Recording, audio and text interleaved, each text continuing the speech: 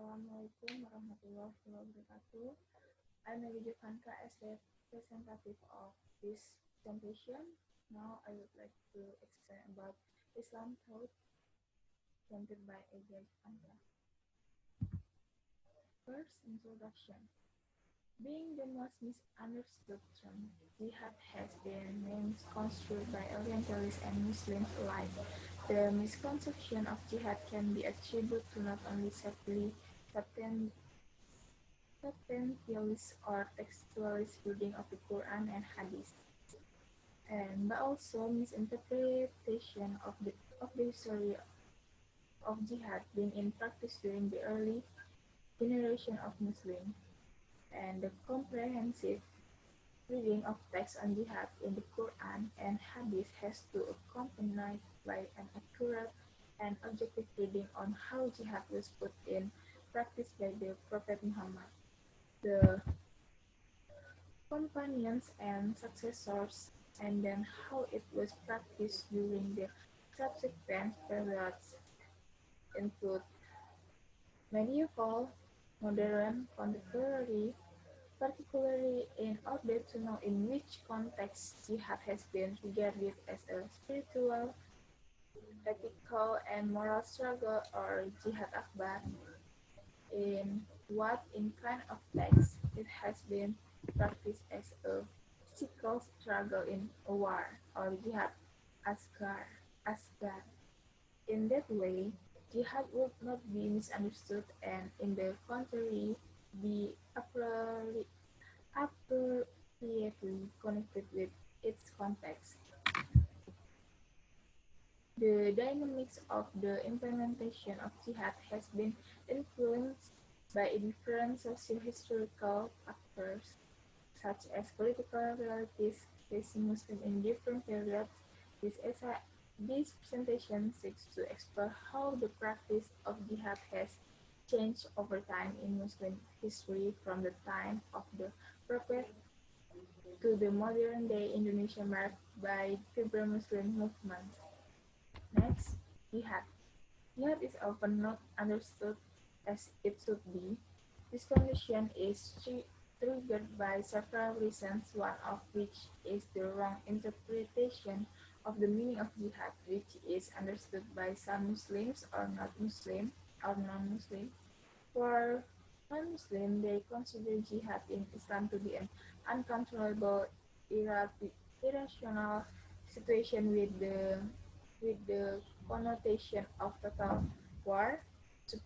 Surprisingly, there are Muslims who are influenced by the views of non-Muslims as above, or there are those who jihad but are not in accordance with the ethic of jihad taught by the Prophet Muhammad and his companions.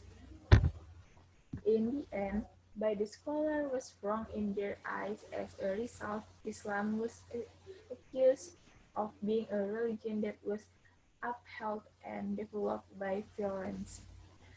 Etymologically, jihad comes from a verb jahada yajahidu, masdarnya jihadan wa mujahadatan in lisan al-Arab. Ibnu Manzur explained that jihad comes from al-huj, it means al-taqwa or power, and al-wusu or effort, and al-masyaqqah or difficulties. And while the term of the term terminology have a variety of meaning, according to the Arabic Research Agency of the Republic of the Arab Uni in Al-Mu'jam Al-Wasit, jihad is qitalun man laysa lahum dimmatun min al-kufar, or in un fighting unbelievers who are not bound by a peace treaty, and this understanding seems to be more specific to the meaning of war jihad. And the last is conclusion. Jihad in Islam does not always mean war. Jihad is broader than just war, and because every seriousness done by the Muslim in order to get closer to Allah Subhanahu wa Ta'ala includes jihad.